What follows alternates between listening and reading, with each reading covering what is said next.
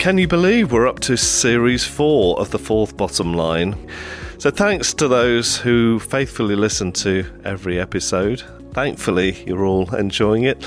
And also thanks to those who have subscribed. And if you haven't subscribed on your podcast channel, please do so, because that really helps with the algorithms. I've got some really interesting conversations coming up for Series 4, which starts in February and will release new episodes fortnightly.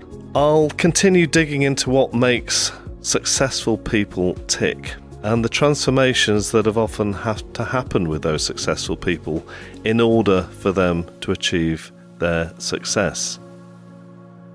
Eleanor Mills, who was a guest in Series 3, and she's a former features editor on the Sunday Times, summed this up beautifully when she said, "It's not a midlife crisis, but it's a midlife chrysalis." I think midlife is totally a chrysalis, not a crisis. I think it can present to many of us as a crisis.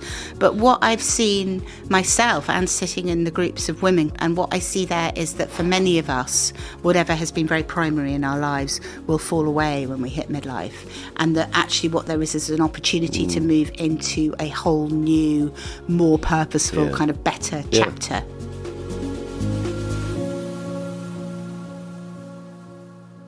And it's really interesting to note that so many of my guests seem to have undergone a difficult time in their lives, but they've come out the other side transformed, just like that caterpillar transforming into a butterfly. And that period of transformation can be really difficult. It's dark, it's sticky, it's messy, you don't know what's going on, but it's essential for us to becoming a true human being, and sometimes essential for us to end up doing what we are meant to be doing in this life.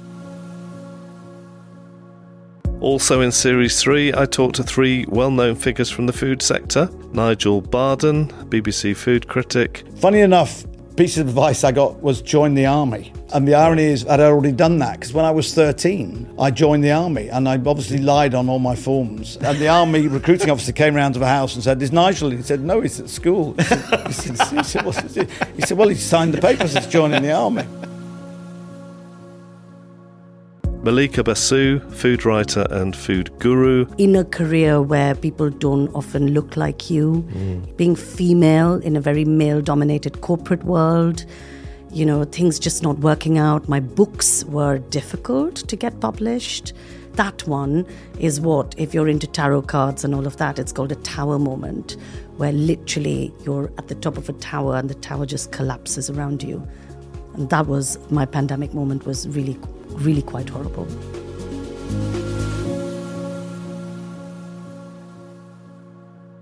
And Will Howard, who's worked at 2 of the best-known B Corp food businesses, Ella's Kitchen and Grow Up Farms. Younger generation leaders are starting to come through and want more. Whereas before, for my parents, it was like, I need a paycheck. I need to fund my life through a very tricky economic... And you sort of conformed. And now you're coming into this going, I sort of want a bit more from my job. I want to have fun. I want to be rewarded. I want the flexibility that I need. And the best organisations want the best people. And they're the ones who are demanding more from their employers. And I think the ones who are adapting and changing are the ones that have got the best talent. And that's ultimately the way to being a more successful business. Also in Series 3, I had a conversation with Eudora Pascal, whose cancer helped her realise how loved she was. A close friend of mine, as I was sort of starting the journey, asked me whether chemotherapy hurt.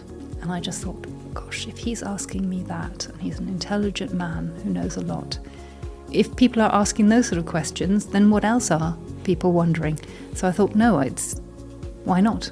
Then, and this blew my mind, I had a WhatsApp group for people who wanted to be on it, friends and family, and the amount of love that I still get and support that I get from them. I mean, my ex-headmaster is on there, but, all sorts of other people. It has been phenomenal. I don't think I would have been able to go through this journey had I not had that support. And I really hadn't realised how loved I was.